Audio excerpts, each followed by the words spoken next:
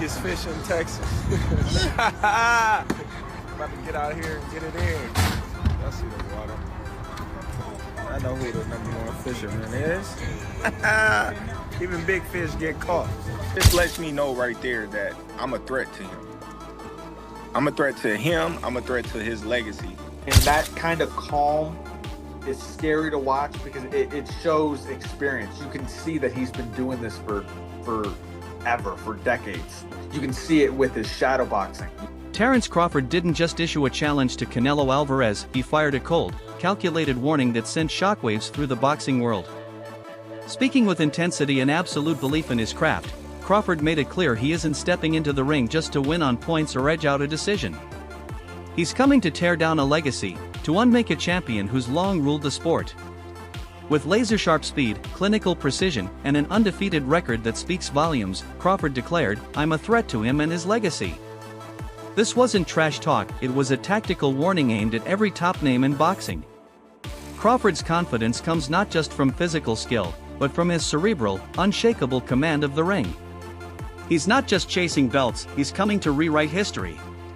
Excuses why he don't want to take a fight with me. If it's all about business, then you doing good business. If I'm easy work, I heard him say I'm easy work. If I was easy work, well, you would take all that money that he's offering you. But yet and still, he want $200 million for Benavidez, and he want $150 million to fight me. So that just lets me know right there that I'm a threat to him. I'm a threat to him, I'm a threat to his legacy, because it would be crazy for a guy that started at 135 to come all the way up to 168, your weight, no catch weight, no none of that, and dethrone you. So, he got that in the back of his head. This guy, for one, he's tough. For two, he's a boxer, he moves, he can punch, he can do it all. Boxing icon Sugar Ray Leonard weighed in on the upcoming clash with a perspective only a true legend can offer. While acknowledging the clear size difference between the naturally larger Canelo Alvarez and the more compact Terence Crawford, Leonard insisted that the smaller man should not be underestimated. In his view, boxing has always been about more than brute strength, it's a thinking man's game. With the right strategy, perfect timing, and unwavering belief, even physical disadvantages can be neutralized. Leonard sees Crawford as exactly that kind of fighter, skilled, mentally sharp, and endlessly resourceful. His endorsement of Crawford is more than praise, it's a testament to the respect Crawford commands from veterans who understand that real fights are won in the mind as much as the body. What about Crawford do you think can bridge the weight gap, or like with you, what did bridge the weight gap? Because a lot of people are just saying, hey, Canelo's just too big for someone like Terence. That's true, but you know what? There's always a way. Put it that, there's always a way. There's always a way to win. Now that the fight is officially locked in, analysts have wasted no time diving into what could be one of the most fascinating stylistic clashes in recent memory. Canelo Alvarez brings to the table a fearsome combination of heavy-handed power, relentless pressure, and impeccable timing. His signature? Luring opponents into hesitation, waiting just long enough for them to freeze, before unloading pinpoint combinations. Against fighters who second-guess themselves or struggle to control the tempo, Canelo has proven lethal. He thrives in measured chaos and punishes indecision with ruthless precision. I think Canelo, he likes to go to the same combinations, quite repetitively, whereas Crawford is unpredictable, and despite him not having the size, it's the shots that you don't see that hurt the most, and maybe Crawford can hit him with some unexpected shit. And because of the repetitiveness of Canelo, maybe he can time him, maybe he can counter-punch with him, because Crawford is unbelievable at that. But I'm fascinated to see if Crawford has the power to get the respect of Canelo Alvarez, because when you don't, it's a long night. It's not nice. Like Crawford did well against Madrimov, and he won that fight for me quite clearly. But Madrimov was countering him. If you can counter the counter-puncher, you can give them a lot of problems when they're not used to that. And Canelo can. But Terence Crawford offers a style that disrupts that rhythm entirely. Known for his elite footwork, unpredictable angles, and tactical control, Crawford's ability to shift momentum mid-fight is something analysts continue to marvel at. Many experts believe his path to victory lies in taking control early, using speed, feints, and high output to prevent Canelo from settling into his usual measured pace. However, if Crawford fails to dictate the tempo, Canelo's size and physicality could start to take over as rounds progress. Still, Crawford's adaptability is his secret weapon. His ability to read opponents, adjust strategies on the fly, and maintain ring control gives him a very real and very dangerous edge. This isn't a brawl. It's a master-level chess match with massive stakes.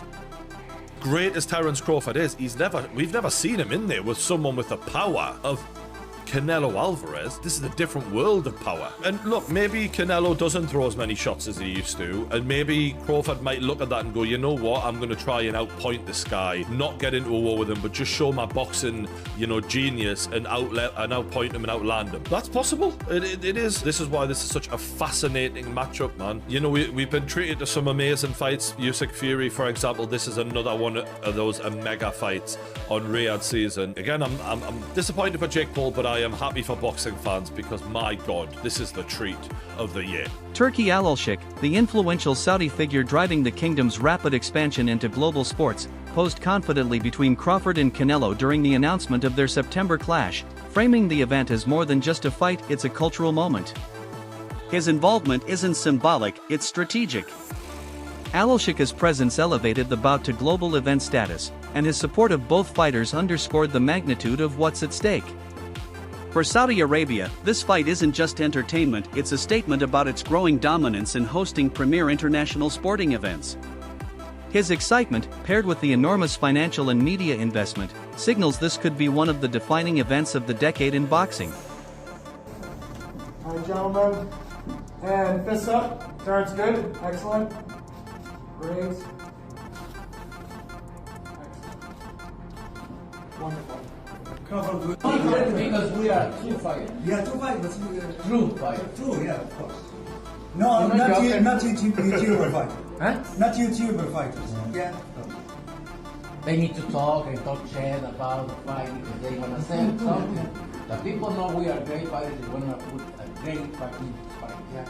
We don't need to talk shit about I am sure in the end, in the mid of September, we will have one of the greatest fights ever happen in boxing, and I am sure. Terence Crawford's rise through boxing's most competitive divisions has been nothing short of extraordinary. A three-division world champion, undefeated, and battle-tested, Crawford didn't climb the ladder through sheer force. He got there with surgical skill. His defining traits aren't just his physical tools, but his ring intellect. What separates him from the pack is his uncanny ability to analyze opponents in real time. His mastery of range, timing, and angles, paired with his ability to switch stances fluidly, makes him one of the most unpredictable puzzle solvers in the sport. He doesn't just control distance, he manipulates it. He pressures opponents into mistakes without overextending. That kind of composure and adaptability is what makes Crawford such a terrifying force across every weight class he's touched. Crawford, on the other hand, he has been walking down his fighters, and people don't see that but me. For some reason, when I had that tape, people were screaming cat. And it's like David Ebenezer, Errol Spence, Sean Porter, Gambo, a meme machine. Even against Madrimov, the way he won the fight was by fighting. It wasn't Floyd Mayweather sticking. This guy has been too athletically gifted, and I mean explosive, hard punching, and too strong for his ops. When he's in orthodox, he boxes more. When he switches, he becomes a puncher. And now he's coming out southpaw. He ends you. He is not, you gotta watch him fight. He does do athletic things where his hands and his feet work together and he catches you for sure. But what he mostly do is he punishes and he bullies his op because he walks you down and whips your ass. He's an ass whip. Crawford isn't the kind of fighter who goes headhunting for flashy knockouts, he engineers them through careful dismantling.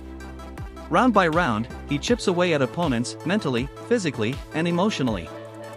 His strength lies in his ability to evolve mid-fight, making subtle tactical adjustments that shift momentum in his favor without the crowd even realizing it.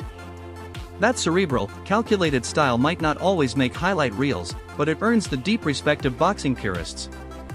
Among trainers, veteran analysts, and champions past and present, Crawford is viewed as one of the most complete fighters of this era. His dominance isn't accidental, it's the result of flawless fundamentals, constant pressure, and a brain built for battle. In a sport where adaptability defines greatness, Terence Crawford has already carved his legacy, one perfectly executed game plan at a time. Crawford, on the other hand, he has been walking down his fighters, and people don't see that but me. For some reason, when I had that tape, people were screaming "Cap," and it's like David Ebenezer, Errol Spence, Sean Porter, Gamboa, a meme machine. Even against Madrimov, the way he won the fight was by fighting. It wasn't Floyd Mayweather sticking. This guy has been too athletically gifted, and I mean explosive, hard punching, and too strong for his ops. When he's in orthodox, he boxes more. When he switched, he becomes a puncher. And now he's coming out southpaw. He ends you. He is not, you gotta watch him fight. He does do athletic things where his hands and his feet work together and he catches you for sure. But what he mostly do is he punishes and he bullies his op because he walks you down and whips your ass. He's an ass. Rising prospect Nico Ali Walsh recently revealed a key part of Terence Crawford's preparation strategy: sparring with significantly heavier opponents. These sessions aren't just tough workouts, they're deliberate, high-stakes simulations meant to condition Crawford for the power and physicality Canelo Alvarez will bring to the ring. It's a smart and calculated approach designed to desensitize Crawford's body to the force of bigger punches and train him to maintain his composure during physical exchanges. Rather than avoiding the obvious size disparity, Crawford is meeting it head-on, focusing on sharpening his reflexes, reinforcing his balance, and building resistance. His mindset isn't fear, it's full preparation for every ounce of pressure Canelo plans to apply. I think, people are going to watch it, so it's an exciting matchup. And we have another mega fight, let's be honest, September. Canelo and Crawford, two guys Yes. been around that you've trained with and things like that. Yes. Fight. That fight, everyone was siding towards Canelo. I would say it was like 80-20 people with Canelo before Canelo's last fight, but then after Canelo's last fight, it seems like it's more 50-50 now. So everything is just the build up for that fight is just going to be absolutely magnetizing. Like that fight, it's garnered so much more buzz after Canelo's last fight, and Bud is Bud. He's one of the greatest fighters in boxing history. He is one of the greatest fighters in boxing history. So it's going to be a fight. It's going to be awesome to watch. Have you sparred any of them? I haven't sparred Bud yet. I haven't been in Canelo's camp. I've met Canelo a few times. I love Canelo's team. Canelo's one of my favorite fighters. He's been my favorite fighter for the longest time. But I have to be Team Bud because me and Bud are cool, and I have so much belief in Bud, and I know who he is as a fighter. He is one of the greats. So he can do anything he wants.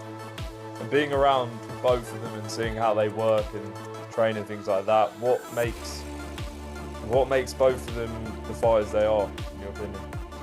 I've watched Bud, so for Bud in particular, he's calm in everything he does, and that kind of calm is scary to watch because it shows experience. You can see that he's been doing this for decades. You can see it with his shadow boxing. Climbing into a higher weight class doesn't mean Terence Crawford will suddenly abandon the style that made him one of the most respected technicians in modern boxing. If anything, the move amplifies the importance of what he already does best. Analysts and trainers expect Crawford to remain grounded in his strengths: sharp footwork, surgical timing, and elite counterpunching. On the other side, Canelo Alvarez will surely bring pressure, relentless, punishing pressure, and he excels at cutting off the ring to trap mobile fighters. But here's the thing, this fight isn't one Crawford needs to win through raw power. In fact, trying to match Canelo punch for punch could backfire quickly, opening him up to some of the cleanest counters in the game. Instead, Crawford's path to victory lies in controlling tempo, dictating distance, and landing sharp, frustrating shots that make Canelo think twice. The key for Crawford will be discipline over danger, tactics over testosterone. If he stays composed and executes with intelligence, the size gap becomes less of a factor and the fight becomes his to win. How is Terence Crawford going to beat Canelo Alvarez? We need to talk about it. When we look at the guys who've had success with Canelo, we'll look at Bivol, we'll look at Golovkin, we'll look at Floyd, and we'll look at Lara. Yes, I'll throw Lara in there, why not? I think all these fights are absolutely irrelevant coming into this bout. Some of them are just dated, or some of these guys' style just cannot apply. For example, a guy in Lara. If Crawford wanted to fight how Lara fought Canelo, he would probably gas out in 7 rounds, or if he made it 12, he just wouldn't get that decision. It's that simple. Let's take a guy in Golovkin. Crawford just simply does not have the punching power, nor do I think he has the gas tank at 68. He's not a good enough puncher to try to fight Canelo like Golovkin. He doesn't have the physical traits, even in the chin department. Then you have Floyd Mayweather. While both can have a bit of similarities, the speed, reflexes, technical prowess, IQ, timing, counterpunching, lateral movement, it's just too much from Floyd. I don't think Bud could take much from Floyd's game plan to implement it into his own success in September. And then you have Dimitri.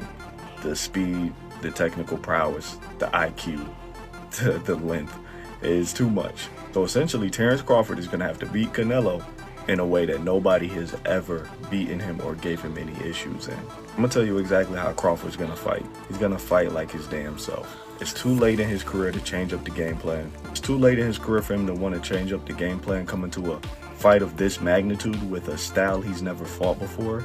That will be a recipe for disaster. He's going to be more than likely off the back foot. He's going to be looking for counter shots. And I think there will be a point in this fight where he's simply just trying to survive. I like Crawford. He's an amazing pound-for-pound fighter. A different animal at 168. This is one of the greatest of all time. I see win scenarios for him, but I don't see him being realistic. I can see him fighting off the back foot, using his speed, timing, and feet to stay away from Canelo, but that's very, very, very unlikely, damn near impossible. Veteran boxer Kell Brook, who's experienced the power of both Gennady Golovkin and Terence Crawford firsthand, offered a valuable take on the unique danger Canelo presents. In Brook's view, Canelo is far more than just a heavy-handed brawler. He's a rare hybrid, an elite mix of physical strength, pinpoint accuracy, and tactical mastery. That fusion makes him especially dangerous. He doesn't just overpower opponents, he outsmarts them. Brook believes Crawford's biggest challenge won't simply be surviving the power, but maintaining focus under constant, intelligent pressure. In a fight where one mental slip could be the difference between victory and defeat, Crawford's ability to remain sharp from the opening bell to the final round will be crucial. To beat Canelo, Brook says, Crawford must be flawless not just in technique, but in his decision-making. This is a chess match at breakneck speed, where strategy matters just as much as skill. You know, it's a wow fight, you know what I mean? It's two supreme athletes fighting against each other, but you've got to sway towards Canelo. Crawford's gonna have to, you know, move up, and you know, I knew when I boxed Golovkin, you know, there's a big difference, you know, especially with someone that, you know, fighting a middleweight, a mediocre world champion's okay, but when you're fighting someone like, you know, Canelo or Golovkin, it's a different kettle of fish, you know. I have to lean towards Canelo, but you know, Crawford's very, very, very good. You think Crawford's still got the legs? Obviously, he's very much got great IQ in the ring, but he's very much a good mover as well. Do you feel like he's still got the legs to be maybe outmoving Canelo if he needs to? Well, I don't know. You know, I think when we look back at Mayweather when he beat Canelo, he's a mover. Crawford's not really like Mayweather in that aspect. He's more. You know, he kind of sets his feet. He's cute with how he approaches chucking shots and moving. You know what I mean? I think it's a different fight to Mayweather, and Canelo's obviously a different fighter from when he boxed Mayweather. But like I say, it's one of them what we've got to tune into and watch. You know, both unbelievable fighters, but I'd have to favour Canelo. Just his size and his experience and just his... Legendary trainer Teddy Atlas offered a nuanced view of the upcoming bout, acknowledging the dangerous strengths both fighters bring to the table. He pointed to Canelo's bodywork, physicality, and natural size as real threats, but also highlighted Crawford's brain, feet, and sense of timing as potential equalizers. In Atlas's eyes, Crawford isn't just a fast, skilled fighter, he's a strategist. A chess player in gloves. What makes this fight fascinating to Atlas isn't the possibility of dominance, but the tension of who will impose their style first. Will it be Canelo's forward pressure and heavy shots? Or Crawford's surgical adjustments and controlled movement? Atlas believes the fight is closer than many fans think because both men are operating at the highest level in very different ways. It's not brute strength versus skill, it's elite versus elite, and the first man to seize control could very well walk away with the win. He's too big, and Crawford, as good as he is, he stepped up with Matrimorph, and he struggled a little bit. He won, but it was more competitively thought. Well, we didn't understand how good Matrimorph was because we underestimated him because he only had 10 pro fights, but he had 300 amateur fights. He was a good, solid fighter, right? And he's on this card, of course, but he was a good, solid fighter. We didn't understand that, so we started to knock down Crawford a little bit because our expectations were so high, and that's wrong. That's wrong. He won, he changed gears, he did what he had to do when he realized the level of this guy in front of him, and he got the win. But again, people are going to say Canelo's too big. He had trouble with a 154-pound guy when he went up from welterweight to that. So now he's going up to 168. Teddy, come on. How are you going to make an argument? You're make an argument to this, to the history of this sport, where little guys have been able to be big guys, because you reverse it. You reverse who's got the advantage and the disadvantage. Yeah, the size, the power of Canelo, he's got the advantage. Then all of a sudden you go back and you say, wait a minute. Despite the overwhelming respect for Terence Crawford's talent and ring IQ, many in the boxing community believe the final outcome could be dictated by something as simple and as brutal as size. Canelo Alvarez has already faced and defeated legitimate champions at super middleweight and beyond, absorbing punches from fighters far heavier than anyone Crawford has ever shared the ring with. That battle-tested durability makes him an imposing mountain to climb. Skeptics argue that while Crawford may be faster and more tactical, Canelo's ability to absorb damage and continue pressing forward could wear the smaller man down as the fight drags on. Unless Crawford can land consistently clean shots and keep himself moving, the physical punishment might catch up to him. It's not just a tactical battle, it's a physical war, and many wonder if Crawford can endure the grind against a man who's already conquered larger foes. A lot of people's picking Terence Crawford to beat Canelo. I'm curious, how many people are picking Terence Crawford to take a shot like this? Anybody? Anybody? Nobody? That's the scary part about this fight. I don't know how Bud gonna react. This shit gonna jolt his body. I think this could potentially end the fight immediately. I'm not gonna lie. I couldn't even imagine Terence Crawford laid out like this, but if a left hook like this lands flush on his jaw, I think he's gonna be unconscious. Not TKO, not, getting stopped by the ref. I think his body's gonna shut off. Is he gonna land this shot? I don't know. We gotta wait and see. But what I do know is Edgar Berlanga is a natural super middleweight, if not larger. He's 200 plus pounds. He's a linebacker. He took this shot and it put him straight on his ass. He went out for a second. He did. I gotta be honest. Edgar Berlanga body shut down for a second. He absolutely floored Berlanga with this shot. That is why I come to the conclusion, if Canelo lands this shot on a natural welterweight, I think his body's gonna shut off. You guys let me know, do you think Terence Crawford will be able to take a punch like this? And that's where we'll wrap up today's breakdown. Stay tuned, because this fight isn't just about two champions colliding. It's a rare moment in boxing where legacy, risk, and elite talent converge. You won't want to miss what comes next.